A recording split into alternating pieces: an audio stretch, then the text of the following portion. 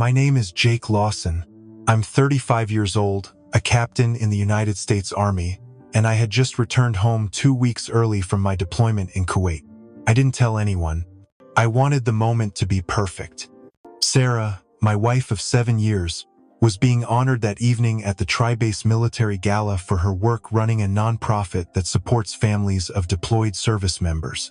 The whole thing had started as a small idea she once nervously pitched to me over pizza and deployment orders. I told her I'd fund the back end and she'd build the dream. No spotlight for me, just her, shining. I spent 2 years moving my savings into grant matching, ghostwriting press kits, and even lining up advisory board contacts through my CO.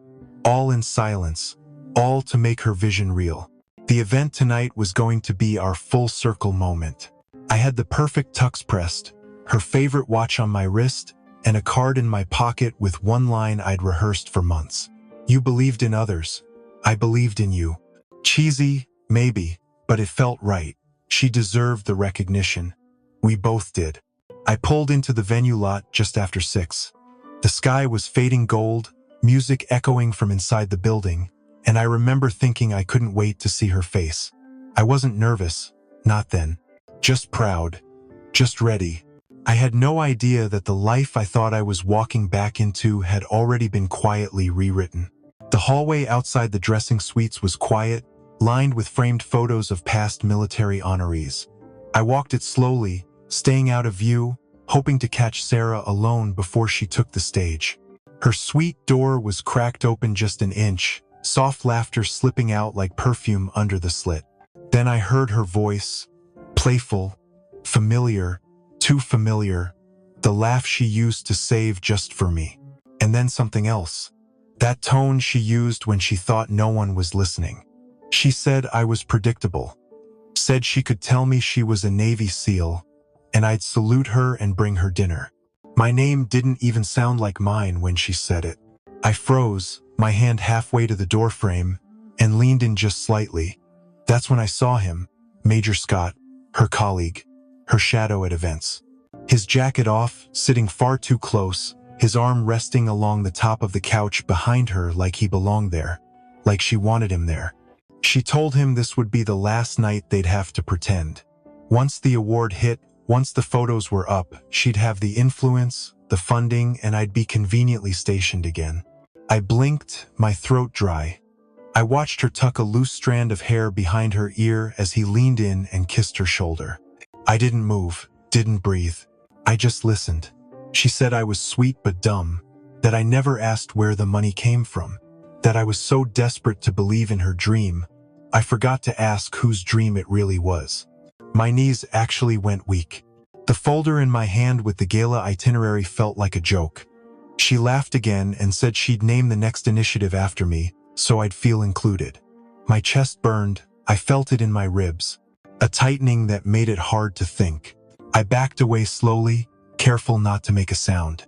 My heart was pounding so loud I was sure they'd hear it. The hallway lights suddenly felt too bright. The laughter inside that room wasn't hers anymore. Not the woman I knew, or thought I knew. When I finally made it outside, I stood by the valet stand and stared at the sky like it had answers. It didn't. I didn't get in my car right away. I just stood there, holding that useless folder, wondering how long I'd been the punchline of my own story. I had been planning a homecoming, a private toast, a surprise that would make her proud. Instead, I found out the whole damn thing was built on lies. And what hurt most wasn't just the betrayal. It was that she never thought I'd find out. I didn't go home right away. I drove around for hours, windows down, radio off, trying to outpace the heat crawling up my spine. My mind kept circling that laugh, that couch, the smug tilt of her head. But what ate at me deeper was the part she thought I'd never notice. I started digging that same night. I logged into the donor portal, pulled up the financial summaries from the nonprofit's last 2 fiscal years. I had access because I'd quietly signed off on the seed grant back when she needed legitimacy. That was the first cut. There were inconsistencies. Donations routed through temporary LLCs I didn't recognize. Vendor invoices paid in duplicate. Speaker fees for events that never happened. One payment even tied back to an interior design firm in Boston. I knew the address. It was the building where Major Scott rented his downtown loft. I clicked through bank statements, a slow drip of withdrawals over months, each just small enough to avoid triggering any alerts. Funds meant for base families were redirected into consulting expenses with no attached reports. Her name was on every authorization line, every signature mine in silence. It was like watching someone take apart your house brick by brick while they smiled from the porch. I pulled up our shared account. The same pattern. Travel expenses on weekends. She told me she was leading grief seminars. Hotel suites, spa charges, even 2 tickets to a Broadway show in New York the same night I'd FaceTimed her from the base. The depth of it shattered something. It wasn't just the affair anymore. She'd leveraged the story of our marriage, of my service, to build something impressive enough to impress strangers. And she'd done it by gutting every ounce of trust I had. I should have felt rage. But instead, I felt cold, numb in that sharp, clear way where things finally start making sense. She didn't just betray me. She built her empire on my silence and counted on me never looking behind the curtain. I printed everything: spreadsheets, expense reports, emails. I sat on the floor of the guest room and sorted it all into stacks. Personal misuse, donor fraud, corporate misuse. One document even showed a wire transfer to an offshore account, her maiden name on the receiving end. That was when I realized this wasn't personal anymore.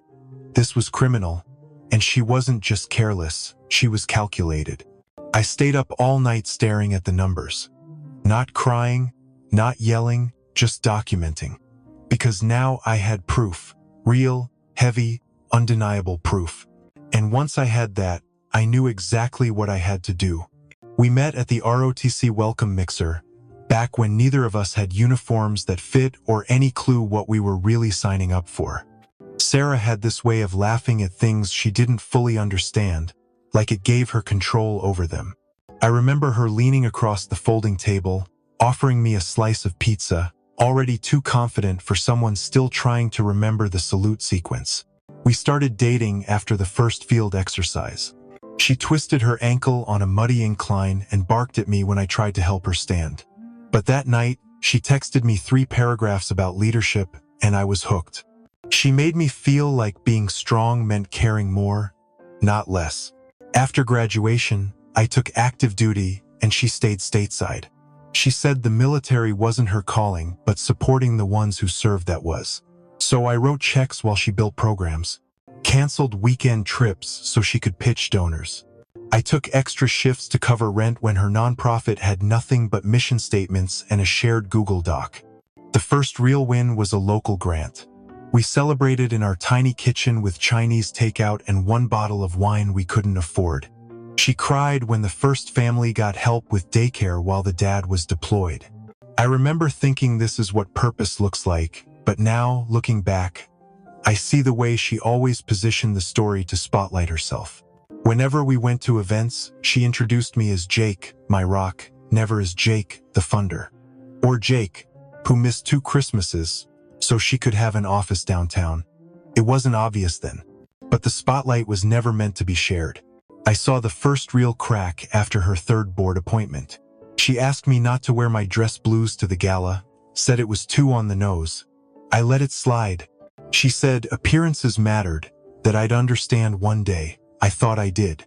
Years went by like that. Quiet trades. My deployments became longer. Her speeches got bigger. We drifted, but I told myself it was sacrifice, that good love changes shape. I didn't realize it was disappearing. When I think about what we built, it's hard not to also see what I missed. The little lies. The way she shut down questions with flattery. How every success had just enough truth to mask the manipulation. It wasn't just love, it was loyalty weaponized. And now, with everything uncovered, it's like I've been handed a new version of the past. Same people, same scenes, but all the color's been drained out. I don't know which version hurts more. The one I thought was real, or the one that actually was. I didn't sleep much that week. Every time I closed my eyes, I saw her hand on his chest or the smirk in her voice when she thought I wasn't listening. But instead of drowning in it, I pulled out my old army planner and wrote one word across the top: action. First call was to Chris, my old roommate from officer school, now a JAG captain stationed out west. I didn't need him to take sides. I just needed to know what kind of evidence holds up in court. He didn't ask why. He just sent over a secure server and a checklist. The next call was less friendly. Melissa Tran, cyber intel at Fort Meade. We'd crossed wires once during a comms breach in Syria and earned a weird mutual respect. I told her I was tracking a suspected embezzlement tied to federal grants and needed quiet digital support. Her reply was short: say less. You'll have it by morning. While Sarah kept working late and planning galas, I was building a case like an op, voice-activated mics hidden in the kitchen, study, and her home office. I wired the hallway console and synced it to a cloud dump, encrypted and off-site. I got audio of her bragging about manipulating fund disbursements and hinting at donor reallocation with Scott. Screenshots came next.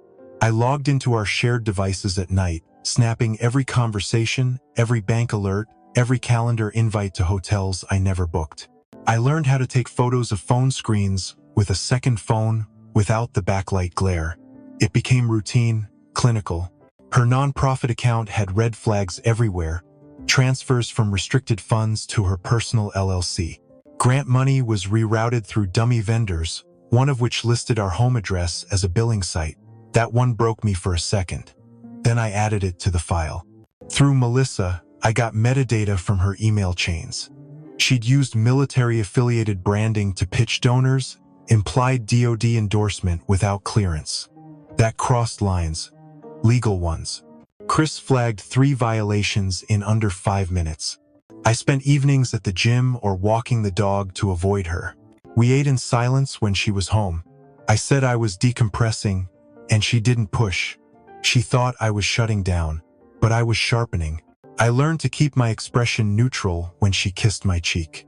I learned how to nod without listening, how to log and date every lie, every receipt, every withdrawal.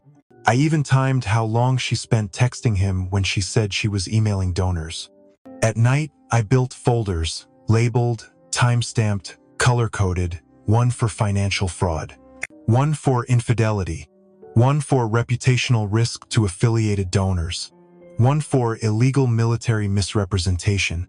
I added witness lists, timeline summaries, a cross-reference of her public speeches versus actual spending reports.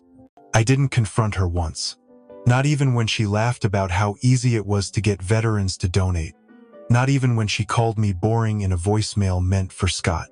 I kept building, because when it all came down, I didn't want screaming, I wanted silence.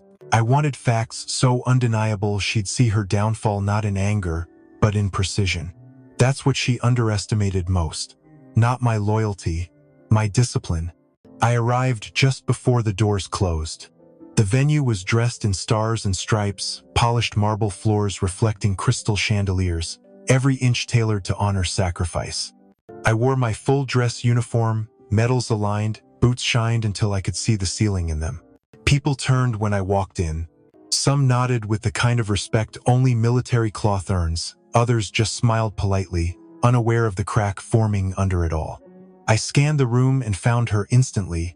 Sarah stood near the stage, radiant in a navy dress that hugged every detail of her carefully crafted image. She laughed like a woman who owned the night, hand resting on the podium like she was born to command a room. Her voice floated through the crowd, smooth, practiced, perfect.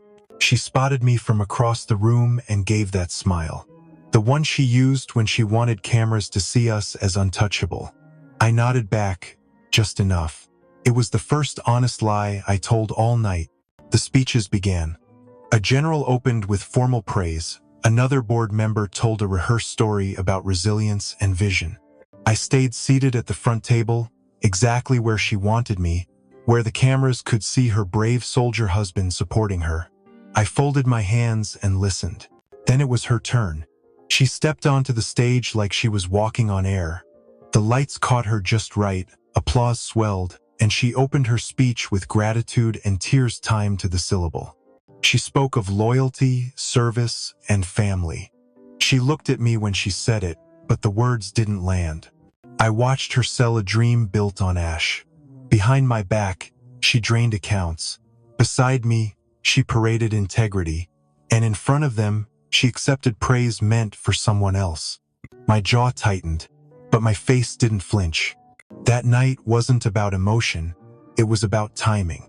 Because behind that applause, behind the smile frozen on her lips, the trap was already set. And I wasn't there to cheer, I was there to finish it. As the final applause for her speech died down, Sarah extended her hand toward me like we were closing a fairy tale. She told the crowd I was the reason she started the nonprofit, the man behind the mission. I rose slowly, walked to the stage, and took the mic without a word. The screen behind us shifted. It didn't show the nonprofit logo or the Gala branding. It displayed a wire transfer record, then another, and another. The room hushed, necks craned, eyes narrowed. I spoke calmly, like I was reading off a weather report.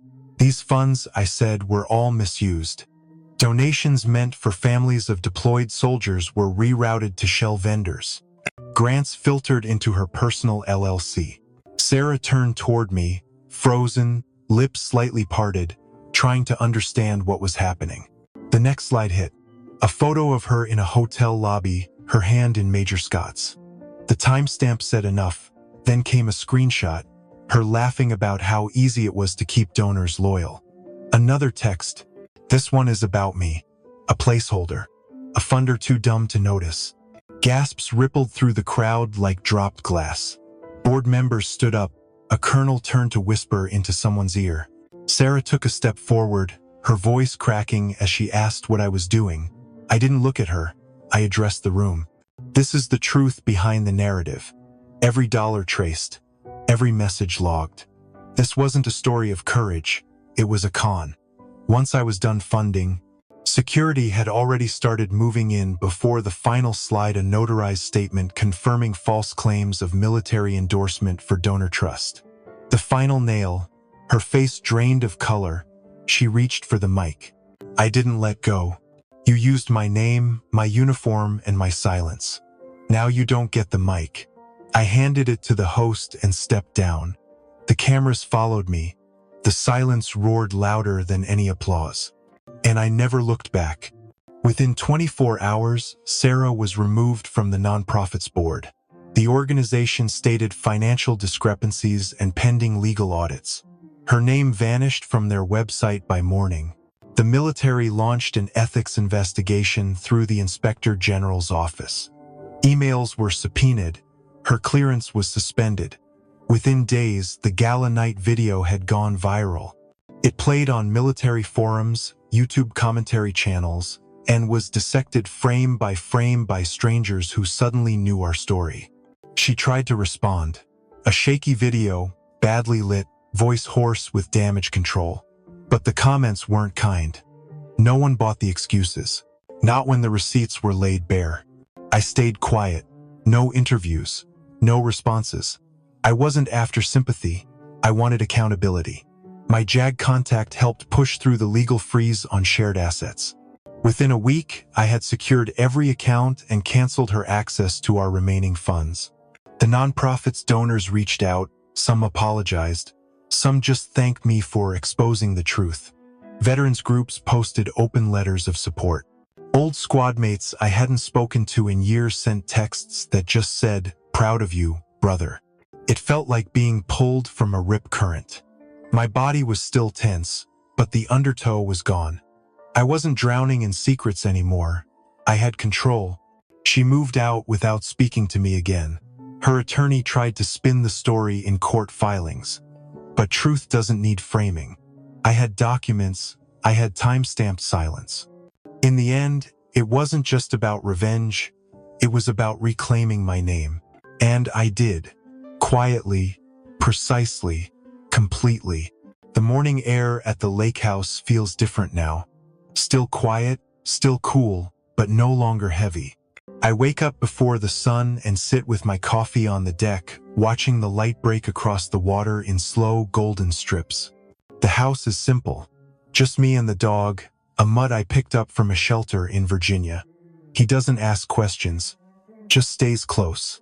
I've started consulting again, military transition programs, leadership strategy, that kind of work.